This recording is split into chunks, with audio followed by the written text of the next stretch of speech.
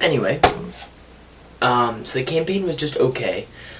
Co-op mode in this game was awesome. Best co-op I've ever played, although Left 4 Dead I can imagine might be better. It's the only game I know of that has a chance. I want Left 4 Dead so bad, because Valve is my favorite game company. Anyway, so co-op, there are 3 classes to choose from, which is a bit restricting, but there's Medic, Soldier, and Spec Ops, Special Ops Operatives? I forget. Anyway, they each have their own little supply of weapons. You start out, you're just like level 1, and you slowly work your way up to level 30, and as you go, you unlock weapons, abilities, and the whole time is just another one of these games where you can't get frustrated, at least in co-op mode. Just you and a bunch of guys, everyone always has mics, they know what they're doing, and you're just running through this level, like, you know, laughing when someone gets killed in a funny situation. I'm always a medic, so I'm the one who's healing and reviving people. There's a lot of hate for the medic, and I don't know why. If there should be hate, it should be toward the soldier, because the soldier does nothing for the team. The soldier shoots things. The Spec Ops also shoots things, and they give out ammo. The medic also shoots things, and they give out health. The soldier just shoots things. I mean, they're the best at shooting things, but they don't do anything else. Sure, you can argue they give protection to the team with their little bubble, but I give health. So, like, sometimes there'll be a round where there are, like, you know, 7 people and me, and I'm the only medic, and you know, I completely forgot where I was going with that. Interesting. Well, anyway, you gotta heal people a lot when you're the only medic. I really don't know where I was going with that. So, well, co-op is awesome in this game, and if you haven't picked it up already, and you have a PS3, go for it, because it's great. The graphics suck, but gameplay really matters most. Who cares about the graphics? Graphics are cool on day 1, and never again. You know, you're impressed the first time, after that you just adjust. I don't really notice graphics are bad when I'm playing old games, but... Alright, number 3, Little Big Planet. This game never gets old.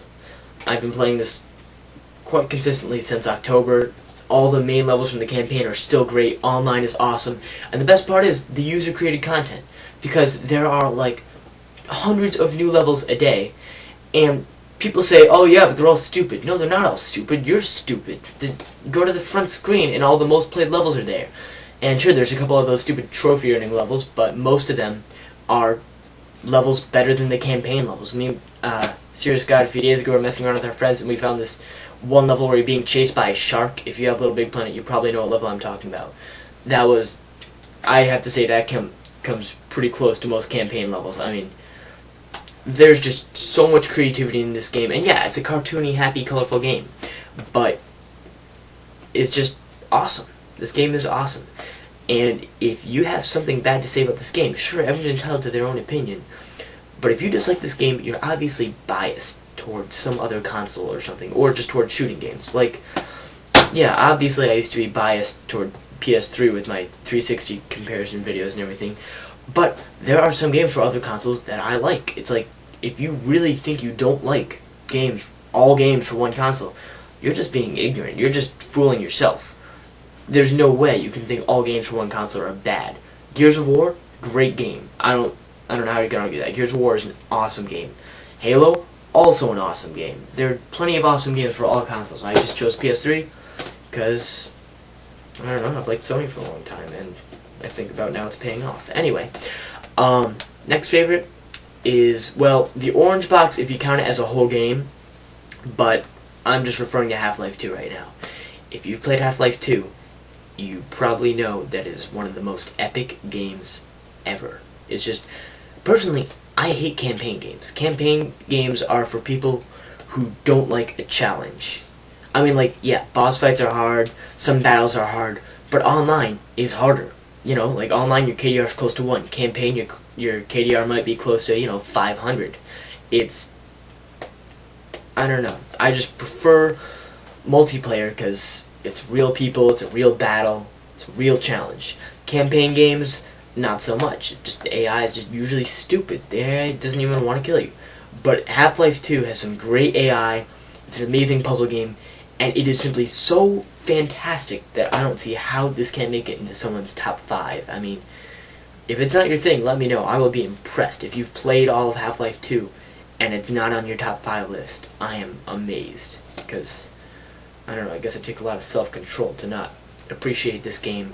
Like, it's not my number 1, but I can entirely understand why it would be someone's favorite game. Half-Life 2 is just so perfect. Another flawless game. That's because Valve is the best game company ever. Again, my opinion, but they haven't done anything wrong yet, so if you ask me, they're the best.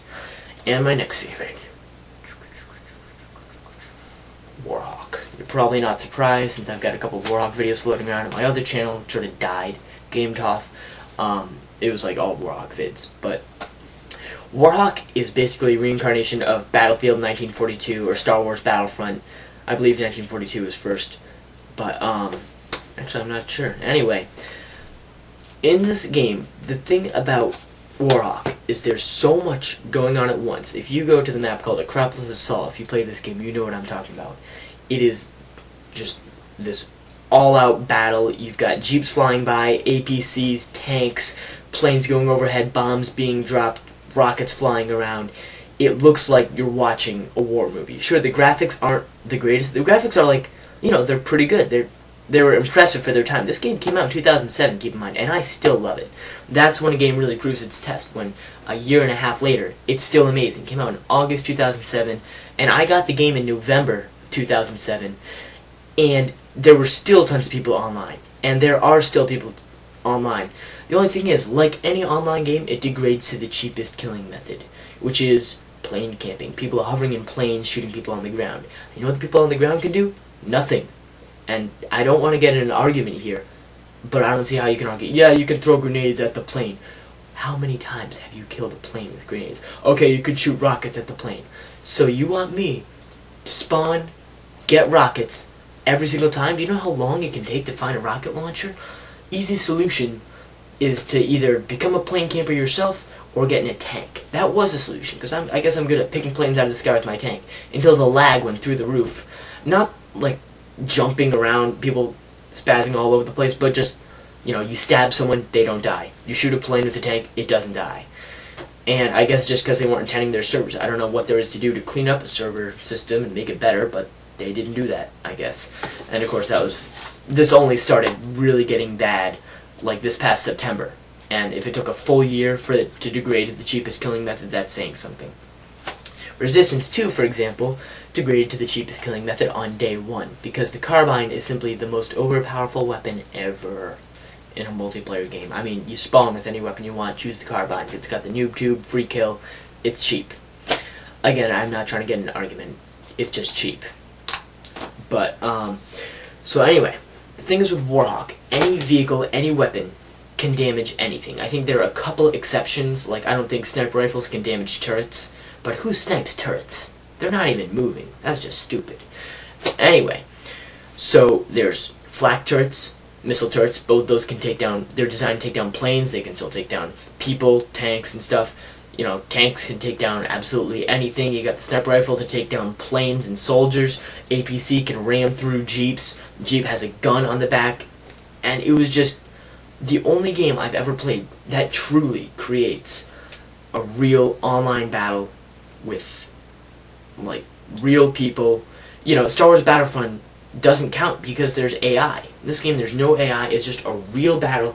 And it's amazing, other than plane camping, it's amazing that they had it so balanced, that there's always people who love planes and love tanks and love jeeps and love flamethrowers.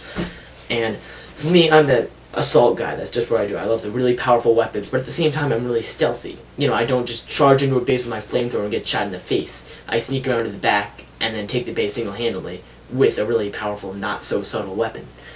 But, so anyway, that's pretty much it for my top 10 games. Wow, I'm going to have to make like 5 videos because I'm not done yet. Now I got my top categories, so I'm just going to end now, and I'll upload the next video in a couple of minutes.